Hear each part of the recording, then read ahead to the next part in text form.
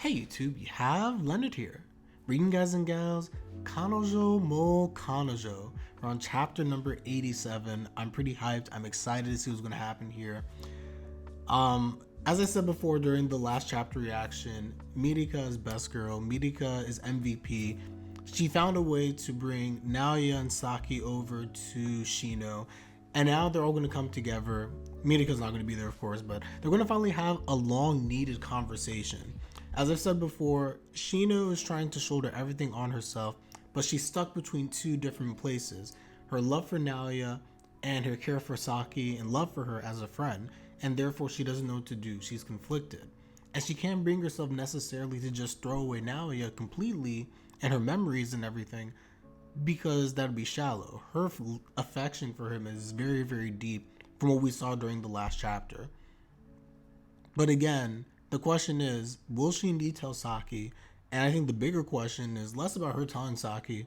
How's Saki going to react to this? I think I know how Naoya is going to react. Well, actually, we never know how Naoya is going to react. Let's be real. But the question really is, how's Saki going to react to all of this? I do think that she might be annoyed in some sense, but she'll be understanding in another sense because of her love for for Shino. I think that's just the type of person that Saki is, honestly. Anyway, let's start this chapter. I was trying. Hold on. Sorry, before I start the chapter, my bad. One thing. Let me center this a little bit. I was trying to give up on Mukai-kun, and yet, instead of letting you go without understanding anything, I'd rather fight with you and stop you from going. Gambare. Like love, her feelings were supposed to stay locked in her chest forever. Shino-san! Chapter 87, Her Determination, Part 8. Yeah, I agree, everybody. Shino just needs to speak. She needs to just spill the beans and just let it out. And then from there, let the chips fall where they may. Whatever happens at that point happens, but at least you put your feelings out there and you let people know what your stance is. I think that's the biggest thing. I was looking for you. Mukai-kun. She tried to run again. Again she tries to run. Please, talk to us. Hanase. I think I already know what you're trying to hide from Saki-chan. He has to. But I haven't told her. It's not right for me to talk about something that you haven't told her yet. I don't want to say it. I got caught up in my own delusions. She really did, by the way. I mean, they have it right here, but where she says, maybe I actually love Mukai-kun more than Saki does. That was bad.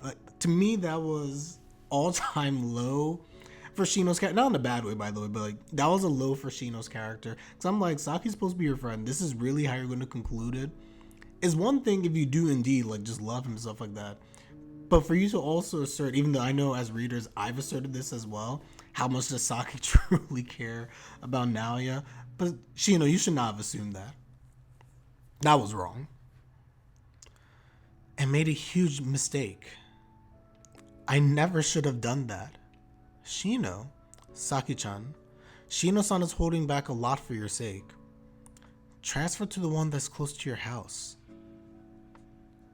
But you just have to tell her. That's your argument? Yeah. Basically. Looking at chat, I'm scared that what Naoya thinks is completely different from what really is, but you know what, guys? James, he could be that stupid, James. He could be that stupid. But I would like to think that's not the case. Also, what did I say? Is Nagisa there? Oh, I didn't realize that. Sorry, I'm blind, guys. I just realized that Nagisa is there as well. I just realized that. Anyway, let's continue. Please, it's kind of awkward that Nagisa is also there, but anyway, whatever. Please think of how Saki-chan will feel if you just leave without explaining anything. That's what I should be saying. If I tell her everything, I'll only end up hurting her. Do you even get that? I do. I know that someone like me doesn't have the right to tell you to spill out your feelings.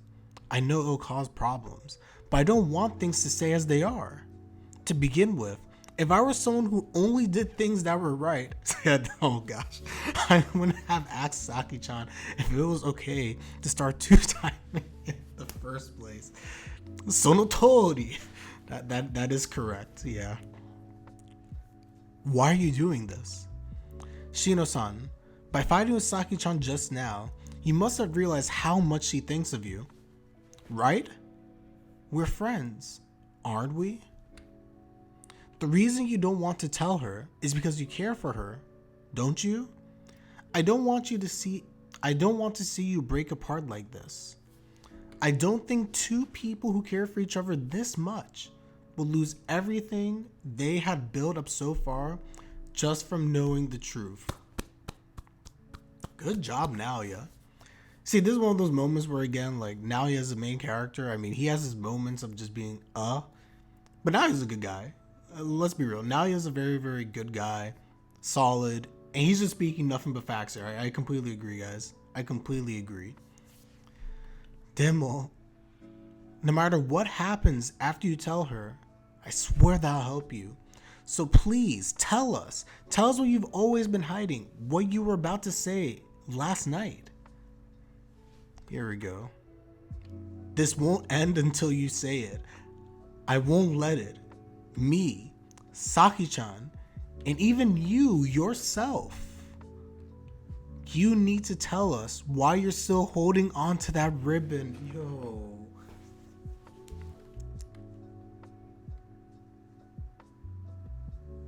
Oh, this is some good stuff, guys. This is some good. I'm loving this chapter. I'm loving this.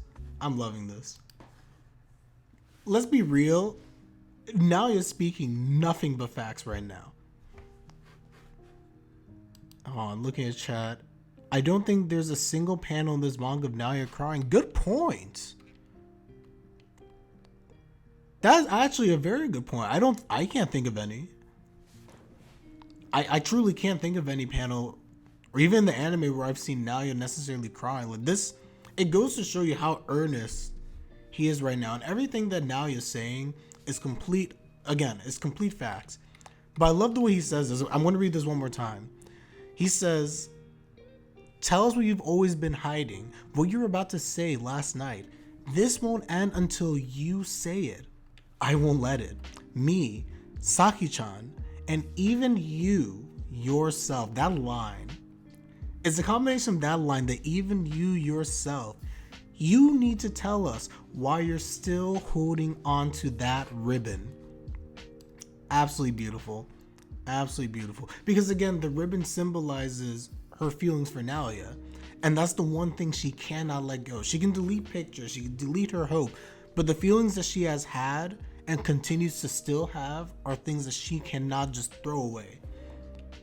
Absolutely. This is nice. This is nice. We're not on chapter 100 yet. Maybe the author still introduced a new... Oh, I hope not. I'm tired of the girls, man. No more. No more. Dang, she's just breaking down in tears. She couldn't let go of the ribbon. She couldn't let go of her love. To be continued in 2 weeks. Dang. I do really feel for her, man. I really do. This is why, again, Shino's one of my favorite characters so far. Like, the things that she's going through are just real.